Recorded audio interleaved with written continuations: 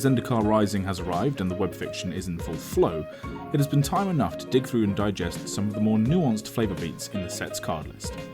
But with so much riding on this return set in terms of player expectation, have WotC struck the right balance between nostalgia and fresh ideas, and what choices have we been most intrigued by? Welcome to Magic the Flavouring, the Magic the Gathering podcast. We talk about all things Magic flavoured design and lore. I'm your host, Andy Mann. Hello, this is Nathan Cancel. And today we are going to be going through our flavour picks, or our flavour highlights, I should say, for Zendikar Rising. The set's all out now, right? And we're deep in the stories. So we did like our what we were hyped for a couple of weeks ago. And this episode is definitely different to that one. And anyone who says any different is a liar and a cad, because this is a completely different episode where we're doing flavour highlights and not flavour hypes, which are two very different things. And definitely not something which we just decided to do because we couldn't think of anything else better to do, because there's not much else going on in Magic. There wasn't going to be a single mention of it until you've just gone on a mention of it, right? I mean, this was something that when we decided to do it, and I was looking at my flavour highlights, I went, "Oh yeah, what about this card? Oh no, I already mentioned that in that previous episode. Oh, what about this thing? I already mentioned that in my previous episode. Oh no!" But this is very different. This is something that so we've now had the whole set out. We can now digest some of the flavour, and because we're getting some of the stories in, and because we're now getting to know some of the legendaries a bit more, especially, we can kind of sort of see where all these little flavour beats are, some of the references to older sets, all this kind of stuff. I've gone for 5 individual cards that have kind of sprawling routes going off of it that I think are quite interesting. But you've gone the other way. You've kind of gotten a few sort of flavour beats that are kind of present throughout the entire card list that you kind of want to talk about, which is nice. We're coming at it from different angles, which is pretty cool. I mean, how's your week been? Before we jump into it, I haven't spoken to you for like a week. Are you all right? How are you? I'm good. Yeah, I can't complain. But I'm back working a karaoke pizzeria, which when you're not supposed to be vertical drinking or speak particularly loudly at venues is a really hard thing to manage. But we've got an interesting kind of like a shower, like singing in the shower theme. So we've installed showers on the stage, so you're COVID friendly and you're all like locked in, so you can't disperse your plague to other people. So it works. Your screens are those shower curtains. So now you're singing in the shower as opposed to singing on a stage. Like, well, even on the stage, we've actually installed legitimate, like actual walk-in showers, like with very cool. Sliding doors, all that shit. Yeah, so so it's a really clever idea. We're obviously having to adjust day by day, with the number of people allowed to be on the table, that kind of thing. So beyond all of that, it's actually a really good week. Can't really complain. Like, we made an okay amount of money considering the economic climate. So for sure. It's an interesting thing. Yeah. Like for people who don't really know about mine and Nathan's work life, both of us work in kind of creative hospitality, so things like immersive events or kind of like theme bars, all this kind of thing. And it has been a challenge to find creative ways to be COVID safe, because in the UK with our guidelines, this might sound horrifying to a bunch of our US listeners, especially, who are all still very much in lockdown. In the UK, we don't have quite the same lockdown rules, and our businesses can be open, although we can't see a lot of members of our family because our rules are completely backwards and insane. But the businesses are open. Trying to find ways to be safe and also creative is proving like a new challenge. Conversely, my work might not reopen. So we will see. So that's the kind of two ends of the spectrum. But I've had an all right week. I am now 30 years old, officially. I think the last podcast. Yeah. Great. You sound so excited about it. I mean, whatever. Like, I had a lot of people telling me things like, "Oh, your 30s are like just like your 20s, but instead you know yourself a bit better. You don't give a shit about the things you don't give a shit about. You're not trying to prove anything, and also you tend to have a bit more money as well, which so it's like an advanced version of your 20s." And I entered my 30s during a global pandemic, where I've all but lost my job. So sweet, I guess. Yeah, take that 20s. You didn't have nothing. We have got pandemics when we hit 30s. Yeah, great. So let's talk about Magic cards. Right, yeah. Cool. All right. So you kick us off, dude, because I think you've got a bit more of a nebulous, sort of amorphous blob of flavour that you want to talk about. So why don't you kick us off? So I've got my first general point, because I was looking, so my way of going through this was going through Mythic Spoiler, because it does put everything categorized in color by color on one page. It's quite easy to digest and compare and all that nonsense. And one thing that I noticed that a lot of the rares in this set have a lot of text on them, which means that a lot of them don't have any flavor text. Now, for the Mm. typical things like the kicker modal spells and that kind of thing, it's not so important. The thing that it did make me notice that most of the legends don't have active flavor text on the card. So it's Taborax, Drana, Morog, Ashaya, Tazri, Livala, Phyleth, Zagraz, Vazarol, Grakmor. None of these have any flavor text. The counterpoint to that is that they have done the Legends of Zendikar Rising article page. So if you aren't aware and you did think they were lacking flavor, go and have a look at that, because every single legendary in the set has a little excerpt. Even says at the bottom which stories they've been in, which stories they might be in the future, or what stories they've been in from past sets. So I think, for example, Drana has a story from Zendikar, from Battle of Zendikar, rather than having one for this set, and we probably won't get one for this set for her, but there is flavor if you want to go and look for it. Yeah, they kind of replaced the lore slides. So instead of having like just little boxes of somewhat questionably written lore slides, now they actually have like a fully fledged kind of like paragraph, and almost double of like what the lore slide was, which is kind of an interesting tweak that they've done on it. But yeah, you're right. I think it's interesting because it does mean that the more complicated cards, more interesting cards, you're not necessarily going to get much from. Obviously, some of the things like adding kicker to a card does add a whole line of text that kind of maybe takes away from the flavor text potential, because obviously it's a whole nother line that has to be given a whole line of space. So that's maybe something to look. I don't know if they'll consider this, but it is something to consider from a Vorthos point of view. Is that if you want a nice, complicated, in-depth mechanical set, you're more likely to lose out on flavor because there just only is so much space, equity on a card. So that's one thing I noticed. It was only really annoying on a card like Throne of Makindi, because you didn't get any flavor text on it, and it's a really interesting thing to have a land that cares specifically about kicker spells. We don't really know that much about Makindi as a place anyway. We didn't get any elucidation on it from the card itself. Those are the kind of things that kind of made me feel like maybe not it was a missed opportunity, but obviously you have to. This is why when I originally was drafting for the set, I was saying like, oh, maybe we should look at the commons and the uncommons, because realistically that's where a lot of the flavor is, because a lot of these cards actually have the space to actually put some flavor text on them. Then the other point I was like looking through them, surprisingly, as much as Zendikar is like super rich in its world building, a lot of the flavor text that I saw were really generic statements, either from the character themselves as a point of view kind of statement of "we shall persevere," or like there was one of the black cards is a silencer, and the only flavor text is just the quote "hush," which is fine, and it does give a direct, like, personable approach to the cards. But between that and a lot of the party cards, or parts like the clerics, the rogues, the wizards, and the warriors, most of them are just listing kind of what their specific skills are. So it's kind of interesting that a lot of the flavor for the set does seem to be forced towards the away from the world building of the set necessarily, like, but more specific on the specific characters, their direction, their voice, specifically what their attributes that are good to specific tasks, that kind of thing. The only problem with that is that it did, for me, as I was going through, it didn't necessarily expand my worldview, as kind of narrowed me down to like personable points, which for me does feel a little bit more generic. Like it didn't necessarily give me much more information on the person beyond, hey, I'm really good with ropes. You want me if we're going to go roping?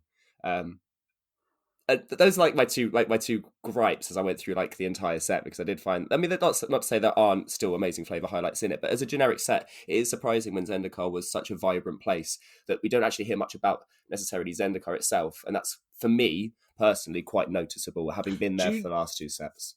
Do you know what I think that is? I don't think you're wrong. I think one of my flavor picks, in fact, my first kind of flavor highlight, will actually explore some of the flavor text. So it might go some ways to kind of giving you some idea of how I take the flavor text situation. But I think you're right in terms of a lot of the flavor text does seem very specific to the individual on the card rather than the world building in general. But I think that's something to do with the visual style of the set. Zendikar is a very visual plane, and I know that kind of sounds a bit wanky, because obviously every plane is a visual plane, because that's how you tell stories. But Zendikar has such a distinctive look to it that I think the artwork does a lot to tell the story. When we had Ant Testator on a few months back, and he was talking about writing for Magic, he was saying that a lot of the kind of ebb and flow of flavor text comes from if you know what the art's going to be. And like flavor text can change and morph throughout the process, because it's the most easy one to kind of change on the fly. You can't change an artist halfway through them doing a painting, but a flavor text writer can change what they're doing right up until they send off the cards to do print. So I think maybe that has something to do with it. The fact that a lot of these cards are very visual in the way that they tell their stories. A lot of the artwork is very evocative. Maybe the flavor text writers thought they had a little less to do with the world building, and maybe a little bit more to do in the moment. I don't know. Yeah, no, it's fair. It's just something I noticed. I mean, I was tempted to then go back through all of like the last few sets and then have the same kind of idea of looking at what the flavor text is trying to do for the set as a whole. Obviously, the artwork for Zendikar is, as you said, exceptionally striking, and it does hold a lot of, I'd say, 7 out of 10 of the flavor for the set because it is massively engaging and it's usually super vibrant. It has interesting architecture or landscapes and that kind of thing, and even the individual characters, they're all very I want to say interesting because that's just generic and saying the same word again, but they do have specificity, and that's the whole point of the party aspect. Is it's supposed to be each individual has a personality and their own individualism. So I do understand what you mean. I think it's just interesting to see that a set that we have been there now for the third time, there might be not as much to explain about the plane, and it might be more that they have more to explain, especially in this set when we are looking at the party mechanic, about the individuals and about their individual purposes. So yeah, potentially. I think you're on the money there. All right. Well, my first big flavor pick then is I'm gonna continue on with the flavor text aspect because I think again this might go some way to showing how I've kind of approached the flavor text. Because so the first kind of pillar of my flavor highlights is Drana, the Last Blood Chief. So this is a card that I spoke about in our flavor hypes episode about the artwork, specifically the Tyler Jacobson artwork, which is phenomenal. I'm not going to talk about the artwork this time. I'm going to talk about Drana herself, because she is back. And you're right, on her card itself, there's no flavor text. It's all abilities. But her name, Drana the Last Blood Chief, is an interesting flavor pick, because the vampires of Zendikar are ruled by the Blood Chiefs, which are the head of the 5 families in modern-day Zendikar. And each Blood Chief is the head of this clan, and only Blood Chiefs can make more pure vampires. Other vampires on Zendikar, when they drain something of their blood, they turn them into nulls, which are essentially the zombies of the plane. They're kind of like their sort of familiars, which, is in vampire folklore and fantasy is kind of a thing, but they really hammer home on Zendikar. So it's only the Blood Chiefs that can actually make more vampires out of living things. The fact that Drana is the last Blood Chief says a whole lot. Firstly, Kalitas. Kalitas? I always say that name wrong. I think it's the first one. I think it's Kalitas. So yeah, it sounds a little bit STD to me. I don't know why. But yeah, Kalitas. Sounds infectious, right? I think that's probably on purpose. Yeah. He was the Blood Chief for the Get family and were loyalists to the Eldrazi. So again, another little bit of vampire lore for the vampires on Zendikar. The vampires were presumably core elf or humans that were then transformed by the impurities caused by the Eldrazi in ancient Zendikar when the Eldrazi were imprisoned away. So they're a direct result of the Eldrazi presence on the plane. So some vampires, especially when the Eldrazi rose and the Battle of Zendikar happened in the last set, felt that their best sort of chance of kind of gaining power was to ally themselves with the Eldrazi, who are their masters. And this is seen as very much like a slave-master kind of dynamic. So Kalitas, because the Get were the least powerful of all the vampire clans, wanted to seize power by allying themselves with Eldrazi. Drana, who was the blood chief for the Kalistra family, which were the most powerful and highborn of all the vampires, decided that she wanted their traditions and freedom that they'd developed since the Eldrazi were locked away to maintain and continue on. And even though vampires are distrusted by all the other races on the plane, they were still wanting to ally themselves with all the ally races against the Eldrazi. So there's this kind of civil war within the vampire clan. We didn't really know what happened to Kalitas. It wasn't ever specified in the stories, but the fact that Drana is now called the Last Blood Chief leads us to believe that Kalitas is no longer around, which is kind of interesting in itself. But there's also this bigger thing. So yeah, Drana doesn't have any flavor text, but there are plenty of other vampire cards and associated cards that do. Blood Chief's Thirst, which is a black sorcery, has the flavor text, "We are free. It is our duty to live well." Highborn Vampire, which is a vanilla 4/3, the whole text box is flavor text. With the Blood Chiefs annihilated in the fight between the free and enthralled, the swamps around Malakir are full of dangerous young vampires eager to make their marks. Marauding Blight Priest, which is a 3/2 vampire cleric. The vampires never had gods. We followed our blood chiefs. Now they are gone. What is left? Destruction and death, my friends. That is enough.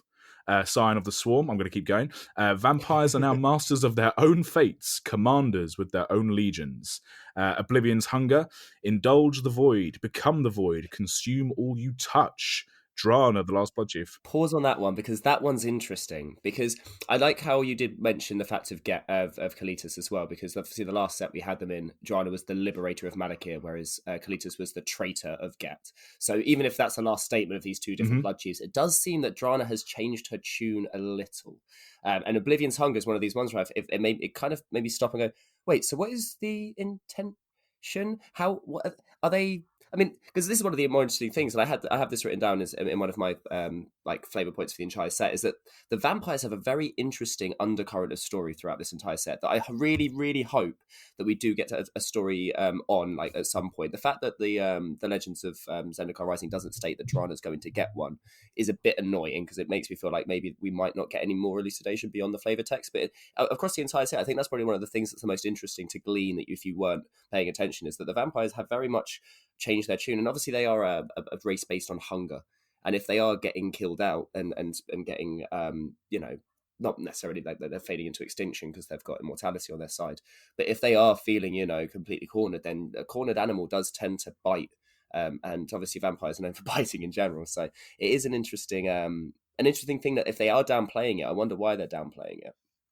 Yeah, for sure. I mean, this is why I thought it was worth bringing up, because the vampires in the last set, for example, especially the ones which had like ally as a subtype, or the fact that they had a civil war as this story, that meant that by their very nature, some of the vampires were seen as, if not heroic, then at least anti-heroic, right? So there were vampires that were fighting for the forces of good, and there was this whole kind of push and pull in the previous sets where vampires weren't trying to prove themselves like they were good, but they were definitely trying to gain the trust of the other races to be like, hey, we are trying to fight for Zendikar. We're trying to deal with our own shit in our own clans that we're fighting against. This is something we can do together. And there's a notable absence in this set. I'm just looking at the Scryfall now of any vampires which are black and white in their color identities, which in the last set was a big deal. So the white has now gone from the vampires in this set, and they are purely black, which definitely shows a shift in what they're all about. Zagras is red as well. The thief. So okay, so Zagras is an interesting character because his little bit of lore flavored text on the Mothership article says that he's the right hand of Drana. So he's her dude, essentially. So he's going out into Zendikar to try and find in the Skyclaves and all the ancient core Skyclaves that seem to have popped up a way to make more blood chiefs. This is now Drana's thing in this set, that she wants to find a way to make more vampire progenitors so that through war or famine or whatever, the vampires don't suddenly die out when she dies out, right? So yes, he's black-red. I wonder if that was done for color balancing or because of his his role as like a rogue, maybe, because like the rogue within that color pie would suggest that he would be black red.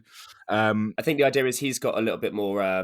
He's a bit more verved to do it, because I think the whole point is that he's got that passion. Because in his floor side, one of the most interesting things is that he goes up to basically adventuring parties will wake up some days and their rogue, obviously in their adventuring party has been replaced by Zagras, who offers his apologies and service. So I feel like it's because he's so zealous in the way that he wants to achieve Drana's goals that gives him that red impassioned fervor kind of aspect. I agree. There's one white black vampire in this set, so it's Cleric of Life's Bond, and it gains your life and it puts 1/1 counters on himself. So that's the white there for sure. So he's a cleric creature type. That's the white. So there's one white black vampire. But that definitely doesn't go a long way to kind of sync up with the black-white vampires that we saw of old, of which there were many in previous sets. I just think there's definitely a tonal shift. I don't think Drana's necessarily a villainous figure now. I just think that as opposed to her going, we need to fight with Zendikar to save our species, now she's like, I need to fight for my species on my own terms. And I just kind of think that's a nice little flavour beat. So that's Drana. I guess it's also interesting that the vampires had to make a choice of whether they go along with their Eldrazi masters, I say with air quotes, or obviously ally with Zendikar, when the Eldrazi don't even take they don't take piety very well. They're not going to be like, hey, yeah, you're supporting us, right? Cool, bro fist. Oh, I've just dusted them. Oh shit, like they don't have any allegiance. So I think it was interesting to think that now, obviously, if the rest of the plane turns around and makes you a pariah because you were, the spawn of these hellish, quasi godlike things, and you don't even necessarily want to be a part of them, and then the war with them has left you essentially at the point of extinction. I can understand why they've ended up becoming a bit more I don't know, like coveted, like and then they end up being a bit more selfish, and they kind of Yeah. fall back to that typical vampire-ness. But it is funny how, yeah, they've let's say downplayed it. I think they actually got quite a lot of flavor text to push that agenda. I think we will see a story which will involve vampires as well, because as of yet, with 3 side stories and 3 main stories that have been out at time of recording, we've yet to see any vampire characters at all. So yeah, I think we will. But yeah, that's me, Drana. What else you got? So one of the things I thought was really interesting is that the world building that we did seem to get does seem to have, a lot of it is focusing on the Skyclaves, and there's a lot of little hints that I think maybe doesn't hint of a more interesting story, but it is a shame that the retcon of, oh, never forget the Eldrazi, there was actually these really even more important and more impressive structures that were here beforehand, is a bit, it does it kind of almost like a slight disservice, because you get cards like Soul Shatter and Archon of Emeria that have direct references to the power and the systems that were in place before even the Eldrazi were here. And obviously that's kind of what Nahiri's pushing her agenda from the story towards. But the problem is, because it happened thousands of years ago, it's almost like, oh, you know that really interesting thing that happened that we can't actually show you because it happened ages ago. And it's almost like, oh, you could have had that, but remember that we gave you Eldrazi instead, but we're not going to talk about those either. Because I think there are, the reason I bring it up is because there are, as I say, there's cards like Soul Shatter that kind of talk about how the Kargans fought against and had a rebellion against one of the Skyclaves. Even in the latest story, there's a hint of a Boonan's rebellion against the Balaged Skyclave, and then the Archon of Emeria is a quote from Nissa saying about how they uphold like 1 second, let me grab the actual card. Archons dispense justice according to an ancient and flawed premise. Now, this I like because it does create, it is essentially creating this juxtaposition of why do we believe that Nahiri is right and why do we believe that Nissa is right? We already know why Nissa's correct from her point of view because we've got quite a lot about her. The point of view from Nahiri, it's funny that she's presenting an argument that the royal's really, really bad, and obviously it kills people daily, and without the royal, things might be a little bit more calmer. But then the sub theme is that actually the core are kind of like bastards, tyrannical bastards, and the way that things used to be done wasn't necessarily the good way. So it is kind of funny to think that Nahiri, obviously from her point of view, thinks she's doing really, really well, but there's almost zero hint that the Skyclaves were anything but bad. Even from the flavor text talking about how each one had a rebellion against it. It's quite interesting to it's almost like talking of a war that we're never going to have any real information or perspective on. But it is interesting that we do get some flavor beats throughout the set that kind of hints at this idea that the Skyclaves were this giant, a defining factor of the plane before the Eldrazi came. And it's a shame that I would have been. It would be really interesting to see almost like a what if of the plane if the Eldrazi hadn't come, and how the plane would have adapted otherwise without having the royal to kind of impede the Skyclaves' prominence.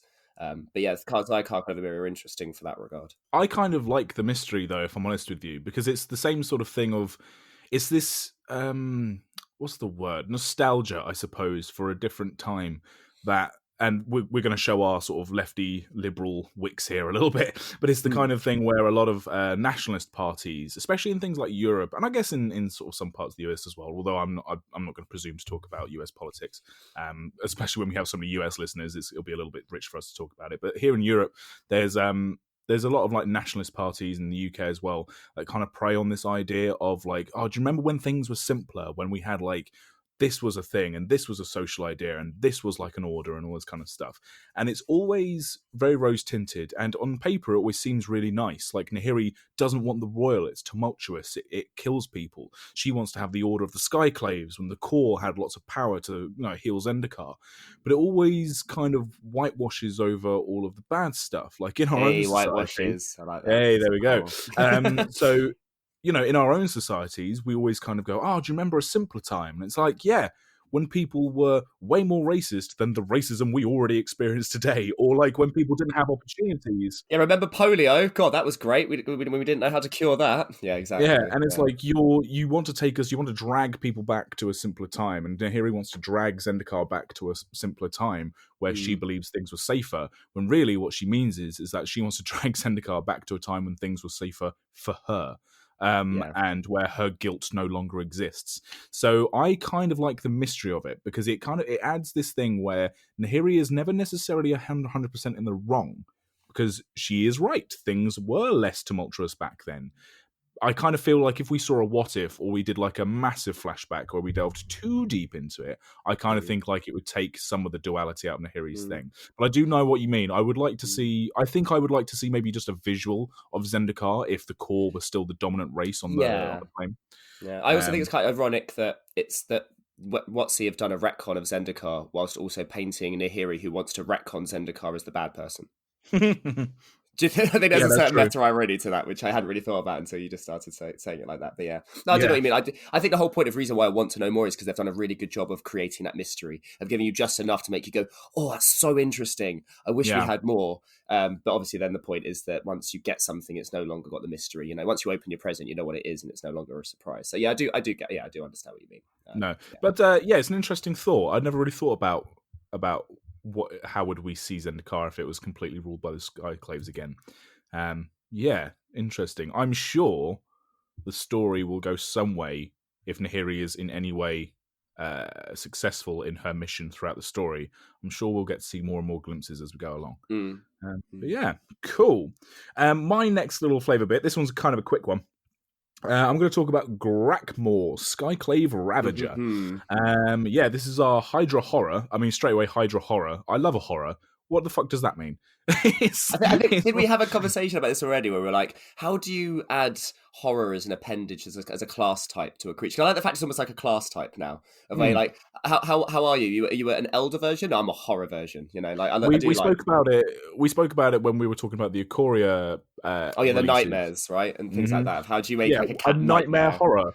A nightmare horror. You're like, well, that's what? Oh, I'm a warrior fighter. I want to see a daydream horror. Yeah, sure. Like, it's just... But anyway, like, horror is just that kind of thing to basically go... I suppose it's their thing like Beast, right? Where Beast is just something that's bestial and sort of savage. Horror is something that's outwardly terrifying. Unknown and terrifying, yeah. Anyway, so Grakmor, Skyclave Ravager. He looks like a meaty boy. Philip Berberin. I always say his name wrong. Yeah, Berberin is the artist. Very cool. Something I've noticed, and this is the thing. This was my little flavour pick. This is something that they do really well in magic art direction, where they use what is it? Birds for scale is the term. There's the terminology. Yeah, it's the term where if you want to show that something's really big or tall, you put birds in the artwork because everyone knows what a rough size of a bird is, and so if they're tiny little dots on the horizon compared to your monster or your building or your ship, whatever, you get a sense of scale. Something that Magic does really well is that artists use this trope but flip it completely on its head, and the way that they've done it in this artwork, Philip Berberin's used a Skyclave Geopede as his bird for scale. So you see Grakmor's got 3 heads.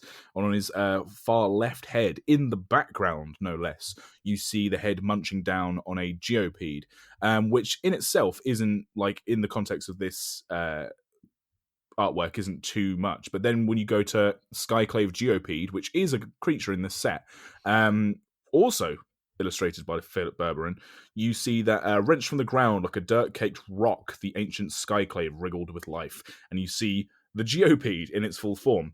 My point kind of falls down a little bit because there's nothing in the Geopede's artwork to show its own scale, but we're given to believe that they're pretty big, and I think there's other flavor text and there's some other flavor beats, like in the first mainline story, Nissa and Nahiri have to fight a Geopede in the Skyclave that they're trying to go through. So if you've read that story, you understand that they're actually these colossal beings.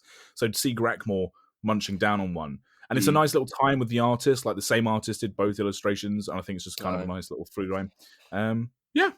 It's just my little flavour highlight. I think I've had a fever dream because I'm pretty sure that I read somewhere that Grakmor sheds its skin. It's almost like a molting hydra.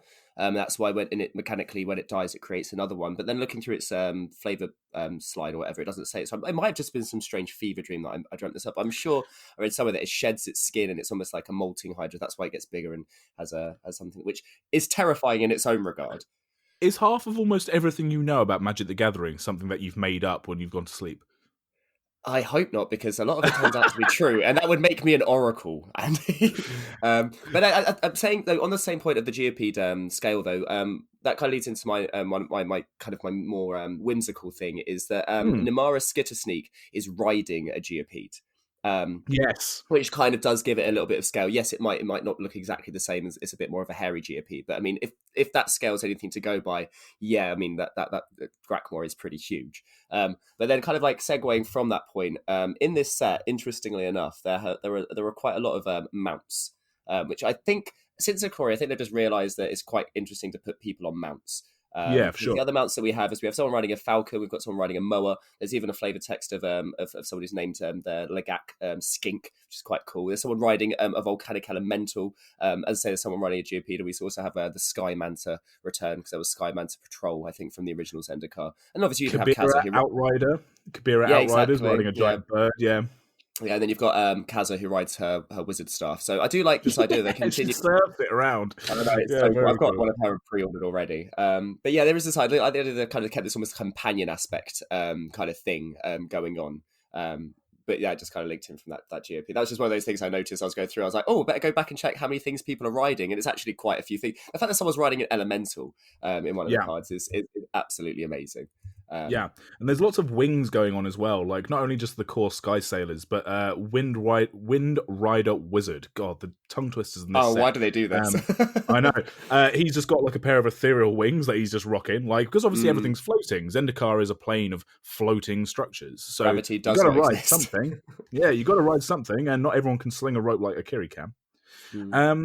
That's actually quite a nice segue. I did not mean to do that. Hey, Akiri is my next one.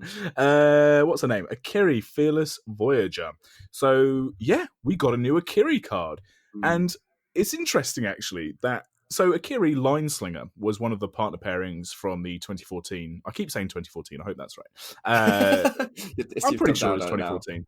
Oh, whatever. The 2022 fucking like precons. The Commander precons.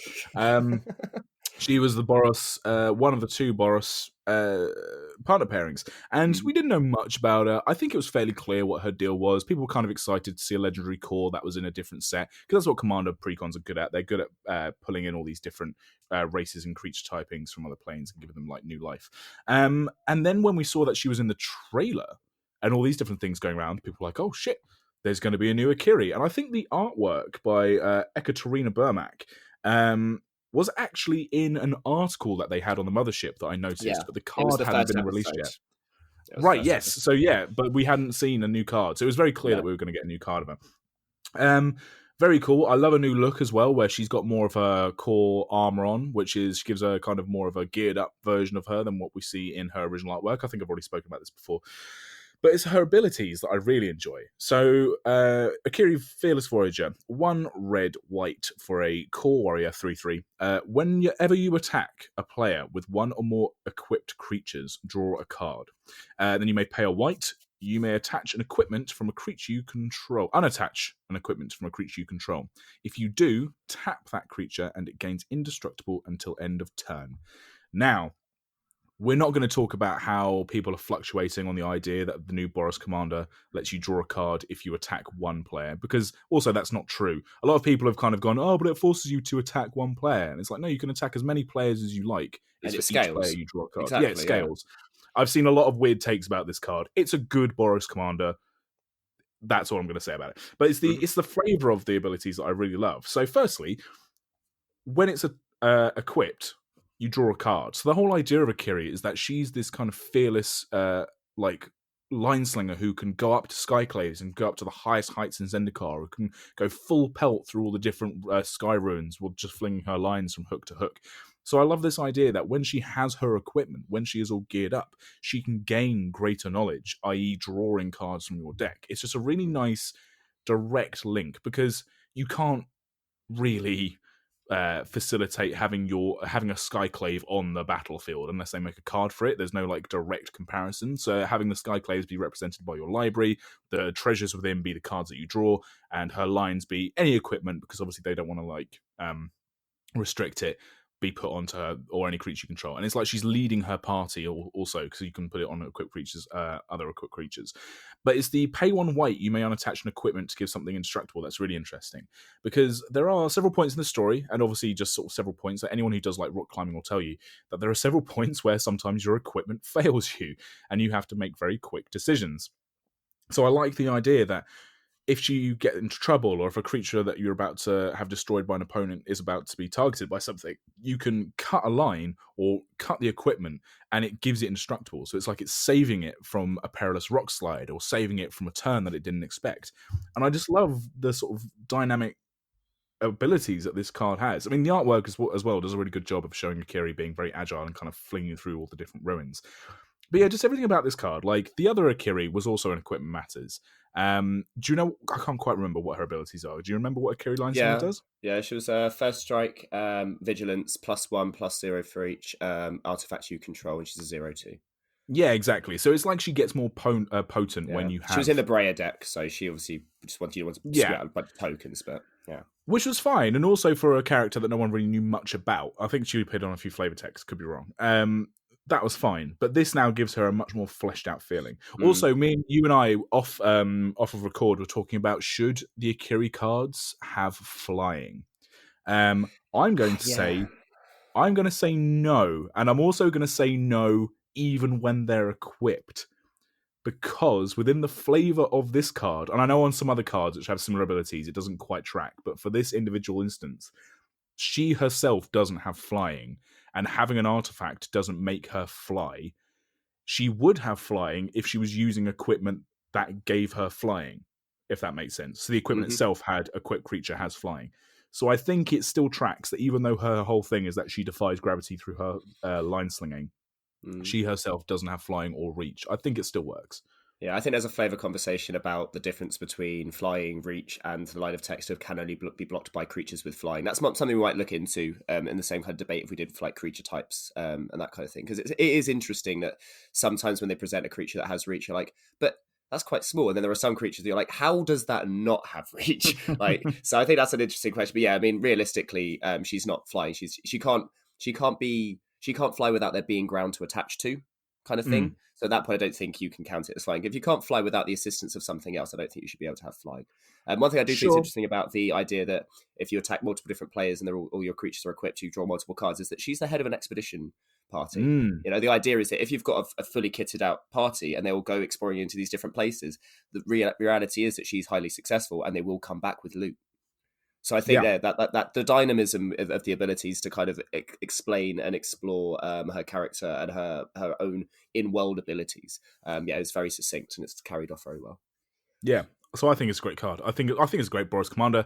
I don't understand some of the sourness on it, to be honest with you. It says draw a card on it. What do you bloody want? Draw a card and you attack, which is what Boros. You can draw 3 cards. You can draw 3 cards a turn. I know. Whatever. I know. People are like, "Oh, I don't want Boros to attack." It's like, well, that's what it does. You finally gave me a commander that I can put Zerda as a companion for and not have to go into other colours. Like, just don't start complaining about it. All right, let me have my thing.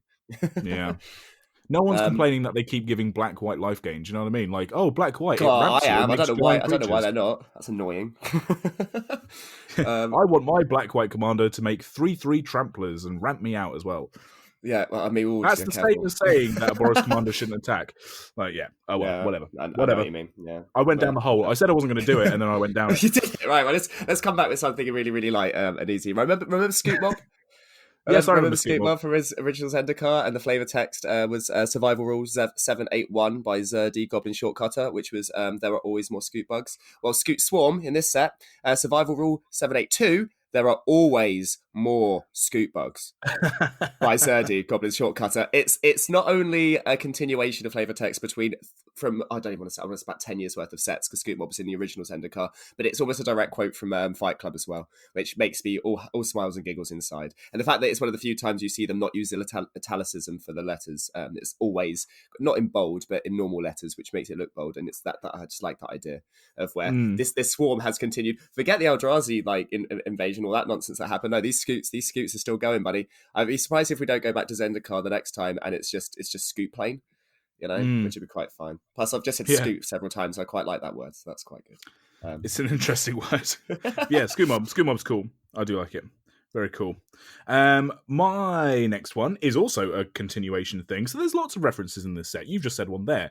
And obviously in every return set, they try and have some kind of like backdating or flavour. Like in the Ravnica sets, you always see the continuation of the goblin who's working his way through the Boros Legion and keeps Oh getting ranked right. up every time we see God, him. he's gonna be Very a cool. like bloody angel by the next time we see him. It's gonna be crazy. If we don't have Goblin Angel Warrior in the next set, then I'll be very upset.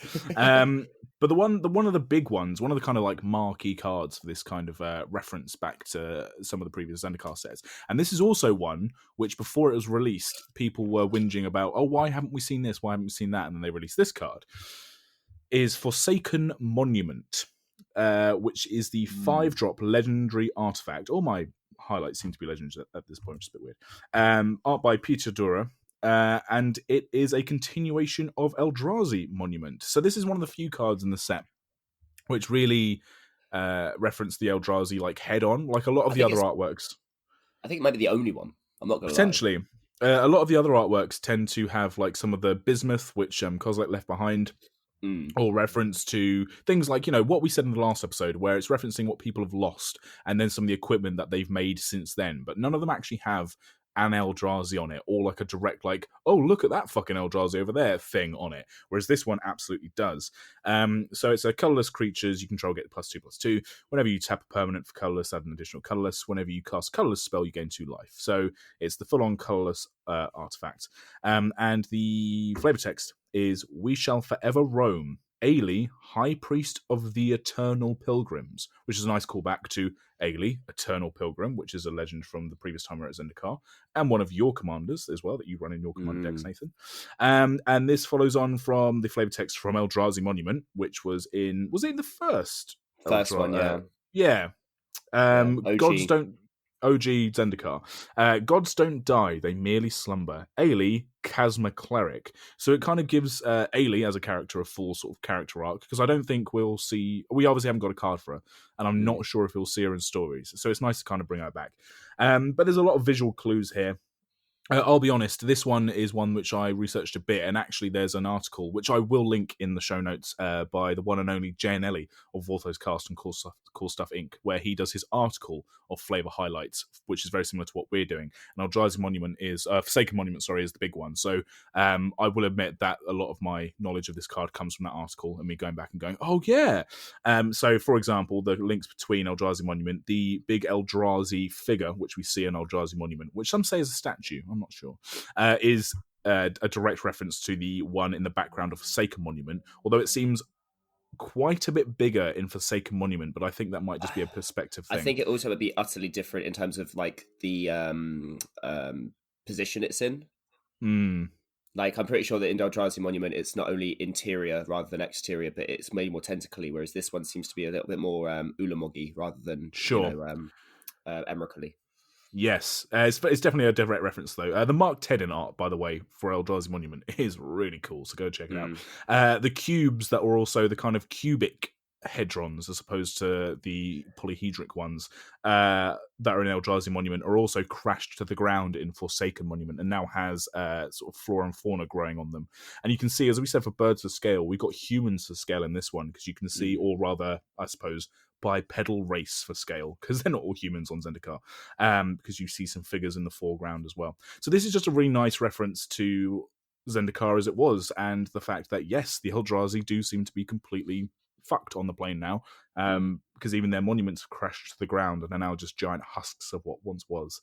When I saw this card, I was sort of scared for the Zendikari in a narrative perspective of thinking, is that statue just going to get up at some point? It just looks like it's about to stand up and start wreaking havoc, but I don't think so. I think it's just going to be there as a monument to what once was. It'd be dumb of them to do Eldrazi again on Zendikar. It'd be I'm always surprised that they managed to hold back so much on I'm glad that they did give us at least one card. I know that they very much wanted to draw a line under it. It's almost like, you know, when a company listens to that one customer who complains so much and changes the entire protocol of the business, and everyone else is going, but Why did you listen to that person just because they were being like? It Mm, almost felt a little bit like that of where they went, okay, let's just take every single thing of Eldrazi away from the set. Let's completely divorce it, which is fine and it works. It gave Zendikar a chance to shine on its own again. Because arguably a lot of what made Zendikar, the original Zendikar, interesting was the hints at these Eldrazi gods and things in the background.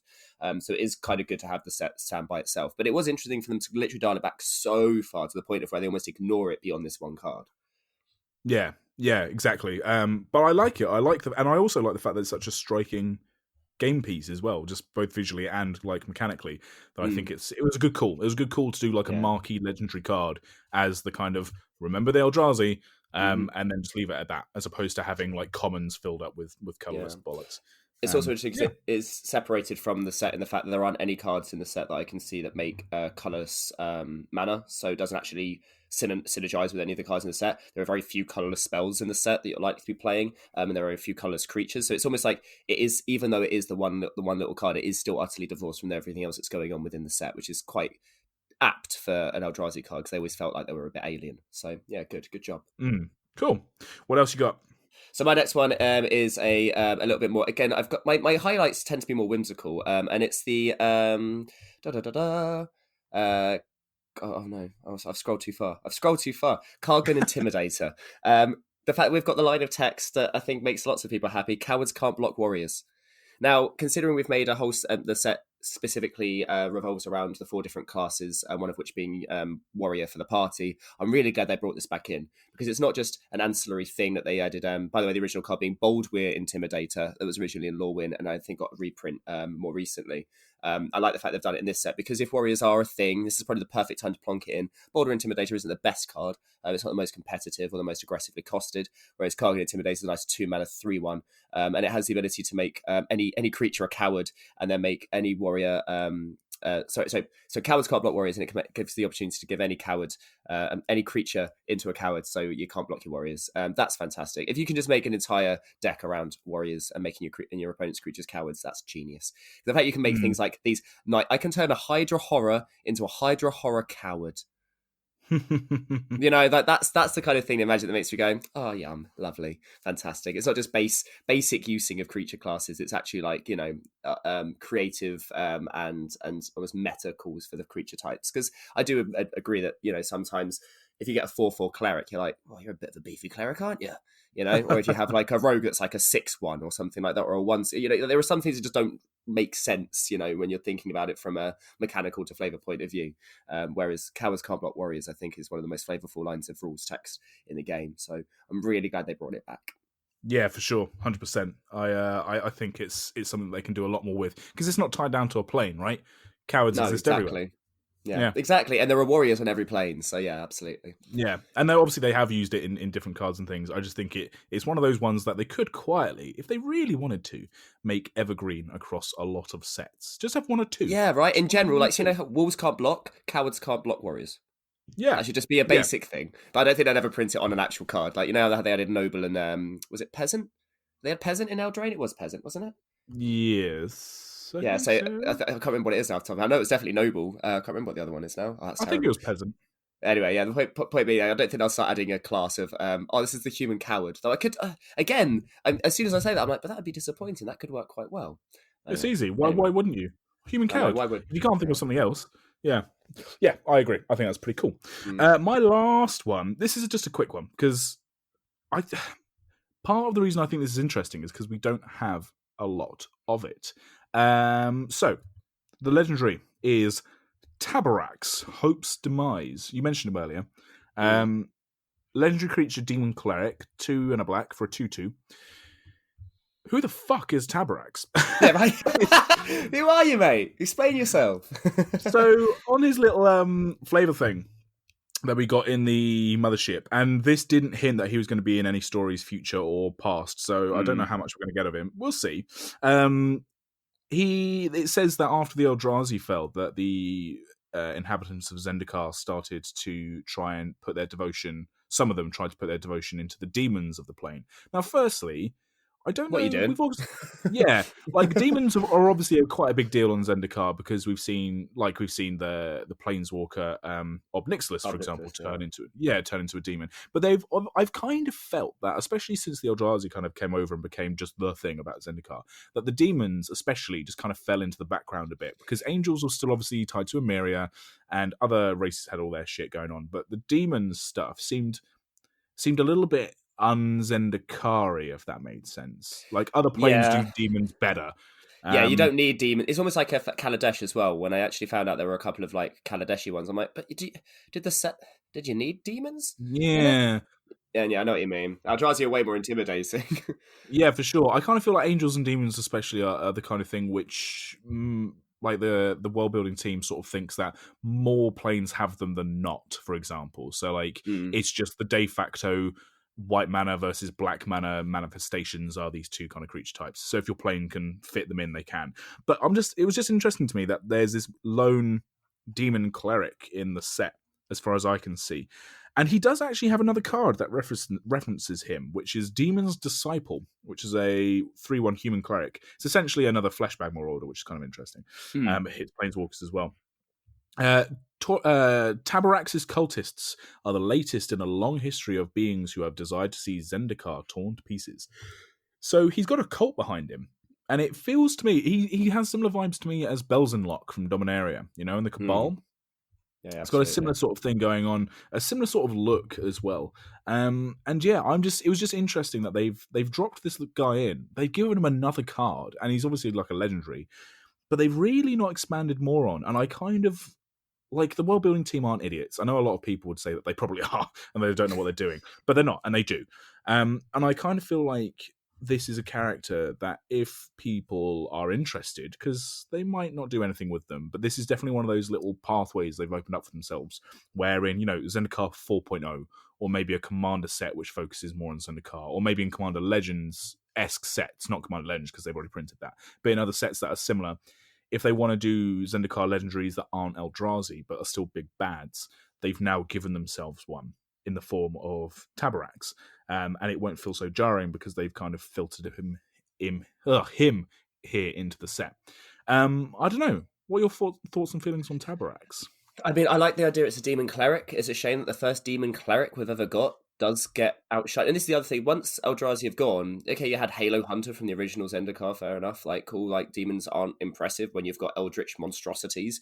But now that Yeah. they're gone, it's surprising that our first ever demon cleric, when that was a big, one of those things that they put up when they give you a list of information from the set before they give you spoilers to kind of give you a taste of what's to come. And that was one of the ones they put. They put Angel Wizard, which was, oh, interesting. We've not had an Angel Wizard before. And then Demon Cleric, which, okay, also really interesting. What the hell makes him a cleric? From what I can see, everything about him just continues to make him a demon. Like, what makes him clerical in any way, shape, or form?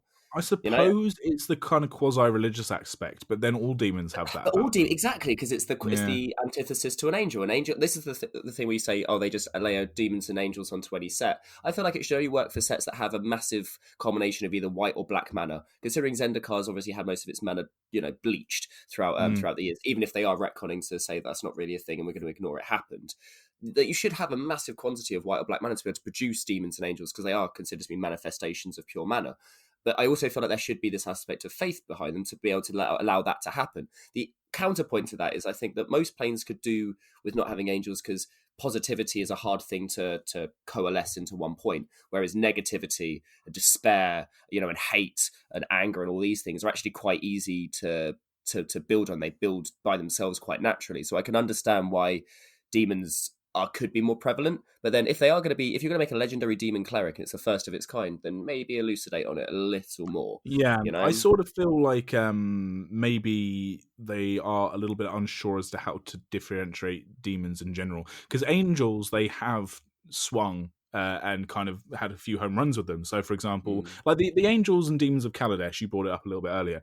Those were interesting in as much as they were artificial constructs that were then imbued with black and white mana from the plane, right? So they were Mm. still like artifice made sort of sentient by the plane itself, rather than just being pure, because they have the ether on Kaladesh as opposed to Yeah. mana in its purest sense. then they have angels on places like Amonkhet, which are the only male angels that we've seen, which were kind of enslaved to Bolus, but they were Well, they were also more created like by him, which is why they're yeah, male, because they're yeah, obviously they're artificially made. They're not naturally forming. yeah, and their role is less of guardians of the people and more just like kind of stalwarts of the tradition, all that kind of thing. Then you Mm. have angels on places like Dominaria and Ravnica, where they're more warlike, and then you have angels on places like Innistrad, which they're obviously combative, but they're also direct sort of guardian angel figures, They're much as more opposed to benevolent. much more benevolent as opposed to just kind of this other race of humanoid looking things. Mm. Whereas demons, they have done some interesting stuff. So like Tarkir has your Rakasha, your cat demons, Yeah, yeah, but yeah. then they also had actual demons, as in like big Yeah. battling looking So things. why do you need to do both? Yeah, it's just I kind of Yeah. feel like demon more so than angel could probably be one of those creature typings where it's more of a descriptive moniker, like the cat Yeah. demons from Tarkir, like the Rakasha, like Rakshasa. Rakshasa. Yeah. Oh my lord, I'm so sorry. They are that's actually like a proper like sort of real world tradition thing as well. So if I fuck up the name, it's not even like it's a fantasy name. But Oops, yeah, it's a made up word. it's All not a words are made made up up. word. Well, I mean, all words are made up. Yeah.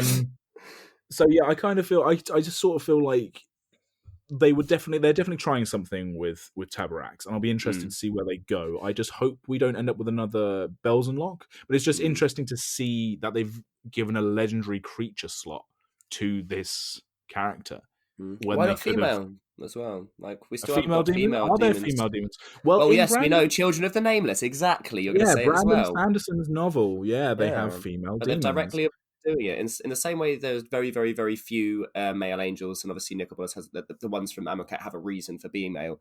They have Mm, completely utterly avoided doing female demons, probably for kinky reasons, because I understand the connotation typically. But there was no reason to make the first demon cleric a feminine. It doesn't have to be tits and ass. It could just be the fact that it's got a female gender to it. I mean, in things like demon, like for things like demons. I mean, if they're not producing, this is where I don't know why we always end up descending into like conversations of reproduction, but like if demons aren't reproducing like by typical biological means, then obviously they might not even need the whole the tits thing. So I mean, does it really matter to genderify them, that kind of thing? But no, when yeah, they are, they do always present them as male. I wonder why. I mean, that's a very big conversation. yeah, I think okay, it is yeah, just. I yeah. think it's to keep them the antithesis of the usually female gendered angels. Mm-hmm. Um, Which is I think that's fine. probably the only It's just reason. Yeah. obviously eventually you're going to have to break your tradition, and it'll just be interesting to see when they do it and how they do it. But yeah, Mm, that's why I think my initial gripe at the beginning of where certain legends don't have flavor text, and even when you get that little bit of lore from them from the site, you're like, if that's all I'm going to get, that's kind of not enough. And again, mm, wanting more from something is good because it means you're presenting you with things that you want to investigate and want to indulge in, but also don't leave me hanging on everything. You know. mm. Yeah. Um, So there we go. But those are my. So because we already did the hype episode, and it is yeah. very similar to what we're doing now, but it was more of an initial take. So I didn't want to go over new old ground and just be like, oh yeah, that thing that I was hyped for. Well, I'm still hyped for it. I wanted to do different stuff, right? So those are my flavor highlights. Those are the flavor beats that you've kind of picked up on. Yeah, I'm interested to see where the story goes now. Now that we have the set, I still haven't got the physical cards in my hand. I wasn't able to attempt No. pre-release. Um, I do also but want to yeah. mention flavor text honorable mentions. Iona is known to have still been disappeared. There's obviously no card from her. There's something that we were looking into. Jorianne has 2 flavor texts, so she's still alive and Mm-hmm. good. Bruce Tull got 2. One of Yep. the more interesting ones is it having a go at the cutest card in the entire set, the Canyon Jebra. Bruce Tull, for some reason, having a massive go at it, which is also interesting because on Inordinate Rage, there's a Minotaur who has lost its absolute shit at a Canyon Jebra eating a little berry, which if you want to look at any artworks for interesting things, go and look at Inordinate Rage. It is utterly hilarious. It is literally just a Minotaur screaming at a Canyon Jebra, this little mouse, by Tomaz. I'm not going to try and pronounce the surname because I'm really bad with surnames that are that complicated. Just Didrik? I don't Yeah, know. The exactly. guy did Dead Right. Eye Navigator. Yeah, I know. Yeah. So Terrible. yeah, go and look at that. So yeah, Yeah, there are hilarious. some really nice little flavor beats. I mean, this is shaping up to be a cool set, dude. Like, Mm. there are plenty of legends that I wouldn't mind building around as well. Like, I was also looking at Kaza. Was it Royal Rider? Is that what her moniker is? Oh, I want to say Shaper. Roll Chaser. Sorry, there we go. Royal Chaser, yeah. Her little surfboard wizard staff thing, pretty Mm. cool. And her abilities are all pretty cool. Yeah, I think it's just a cool set, man. There's lots of flavor going on. I think there's a nice balance between deference to older sets and pushing forward into new ground, which makes this Zendikar trip feel like it's a fresh take as opposed to just, oh, it's just the same plane just carrying on. Like Ravnica, the recent times we've been to Ravnica, I love Ravnica. I have no issues with it. We've spoken about it. We've dedicated episodes talking about Ravnica. But Ravnica Legions and Guilds didn't necessarily feel like a new return to Ravnica. It was just more of the good stuff. Right? Yeah, it was more of the good stuff, whereas this feels like it's a fresh take. This isn't a rehash. This is just a hash. You know, they've hashed the what a hash. Yeah, well, that makes it sound negative, but they've kind of obviously pulled out. It does, yeah. The main selling point of Zendikar before was this adventuring into this mysterious kind of Eldritchy kind of thing, and then they kind of realised, we lent on the wrong side of it. We lent onto the Eldritch invasion instead of leaning into the adventuring side. So they went, let's just go back. Let's just go back and pretend it didn't happen, which sometimes is good, and it also shows that they're willing to listen and make massive, not U-turns, but massive swings in direction when it comes to the artistic direction of a set, from the base level of how the world looks all the way up to how it functionally plays and everything. So that is good to see. It is good to see. Guys, if you have any Flavour picks that we didn't mention, or if you have any further comments on the Flavour picks that we do have, if you think our opinions are shit and you have no idea why we're the ones that have a podcast and you think you should have a podcast, come join us. Let us know. Yeah, go come join us. Don't come join us. There's too much going on with just the two of us.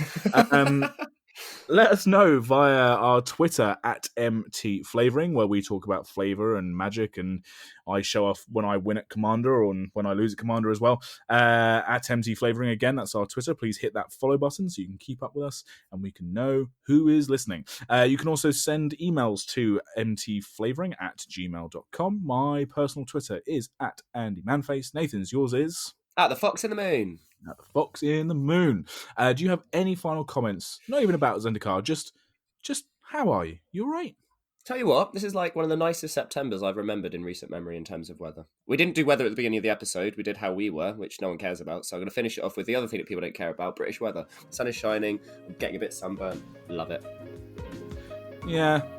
Well, that's the most lukewarm response. Yeah. Well, yeah. I just got back into jeans and Doc Martens, and now it's already too hot. So. Oh yeah, I've not taken off this tank top since I think February. So. Well, guys, on that bombshell, thank you so much for listening. This has been Magic the Flavouring. We'll see you soon.